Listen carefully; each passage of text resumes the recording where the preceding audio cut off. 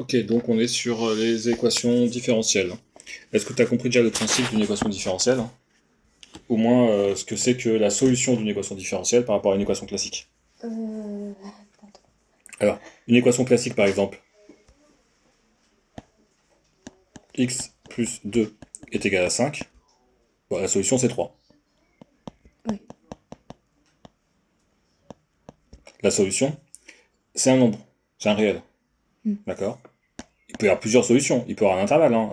X plus 2 plus petit que 5, c'est x plus petit que 3.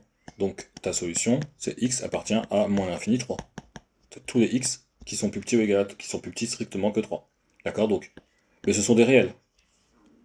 Oui. Une équation différentielle, c'est une équation qui va faire intervenir des fonctions et ses dérivés.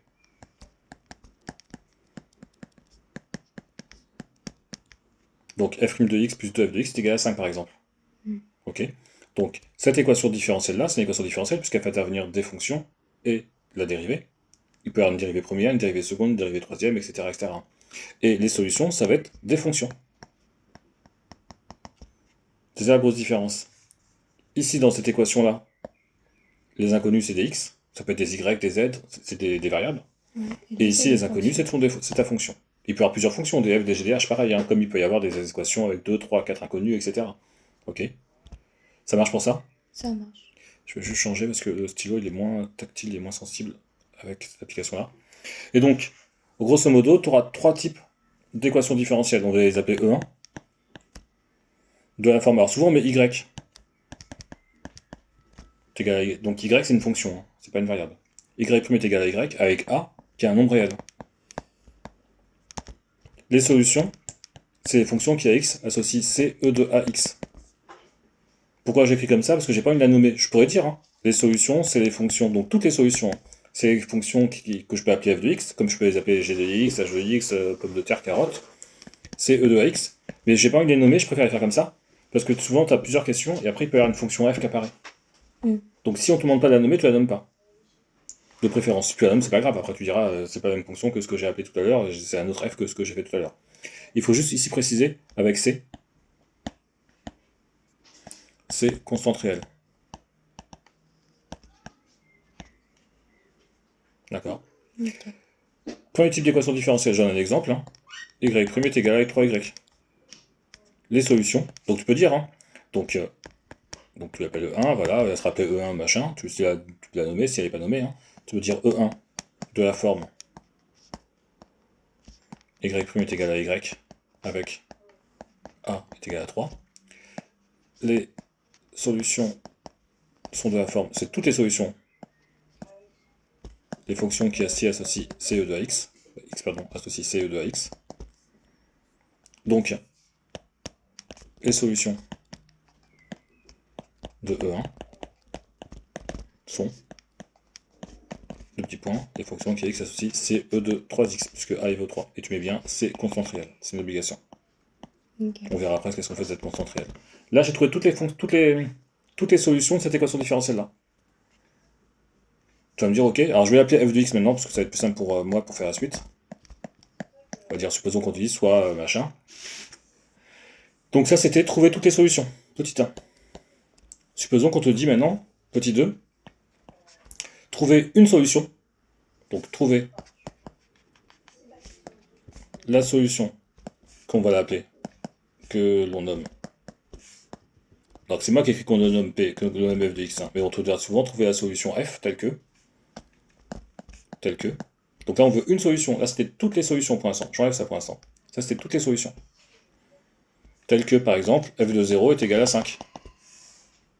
Hmm. Donc trouver la solution f de x telle que f de 0 est égal à 5. Donc déjà, f, c'est une solution. Donc on sait que f de x s'écrit sous la forme CE de 3x. Ouais. D'accord? On veut pas toutes les solutions, on en veut une. Telle que f de 0 est égal à 5. Donc on part de f de 0 est égal à 5. Et tout simplement, je résout mon équation pour trouver c. Je rappelle que e de 0, j'écris tout, hein. E de 0 est égal à 1. Ce qui veut dire que c est égal à 5. Et donc, f de x, c'est 5 e de 3x. Au début, on a trouvé toutes les solutions. Donc c'était cette forme-là. Ça, c'est une solution, c'est une autre solution, c'est une autre solution, c'est une autre solution, je veux n'importe quoi, hein. C'est toutes les fonctions qui sont solutions. Nous, on en veut une telle que si x vaut 0, y vaut 5.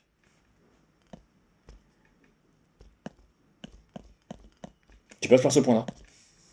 Et donc là, on a trouvé cette solution. D'accord.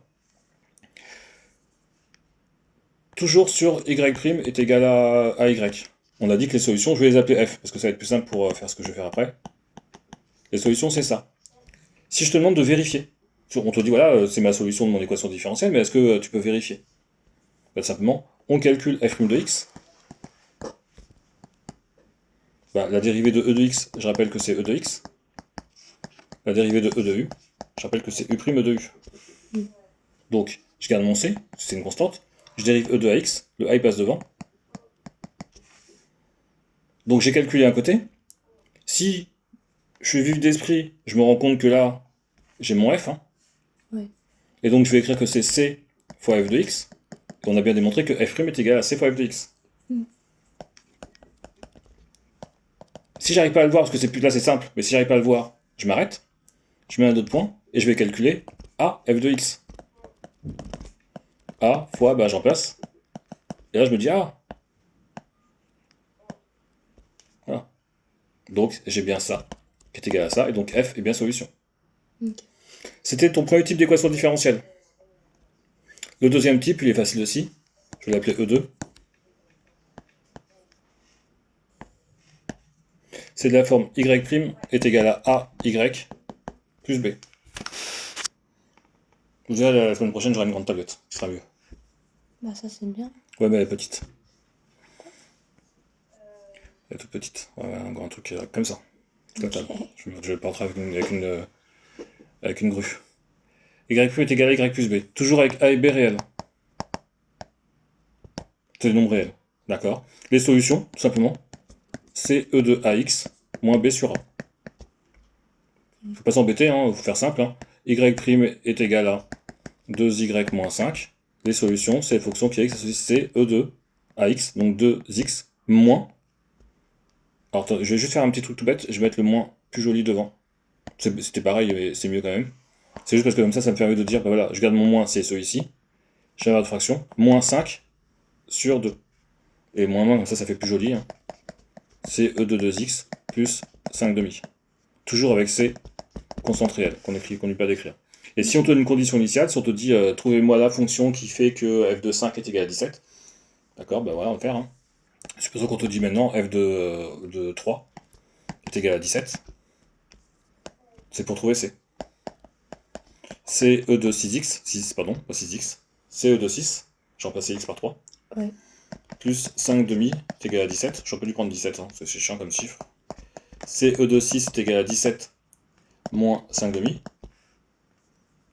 Je mets au dénominateur. C'est e de 6 est égal à 34 moins 5 sur 2. Ça fait 29 sur 2.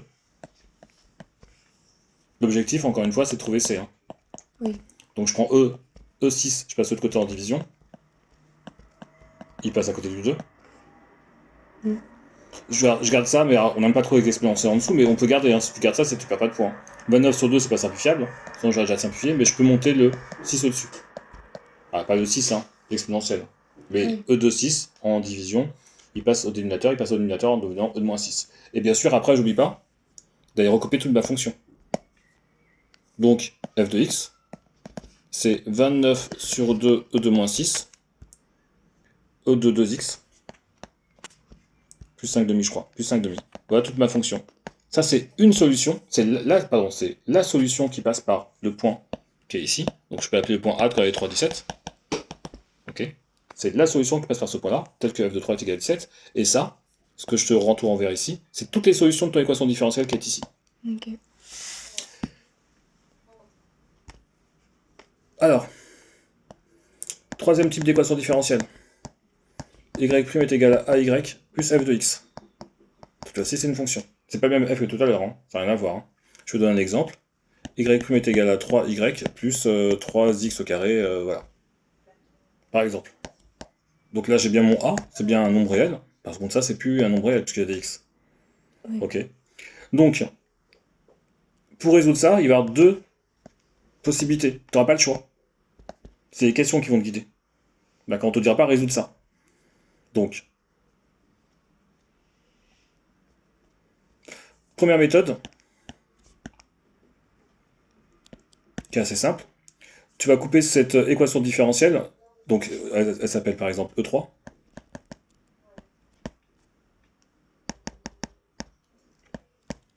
Et on va commencer par faire E0. E0, c'est l'équation différentielle sans le B. C'est pas le B ici, mais sans le f de x. C'est l'équation différentielle sans second membre. Juste comme ça. Mm. Et on la résout. C'est E de 3x. Première étape. C'est une question qu'on te posera, hein. C'est pas toi qui vas l'inventer. Hein. Oui, oui. D'accord. Deuxième étape, on te dira montrer que g de x, je mets n'importe quoi, hein, qui est égal à 4x au carré plus e de x, et solution. C'est vraiment n'importe quoi parce que j'ai pas été vérifié, j'ai mis n'importe quoi comme équation différentielle.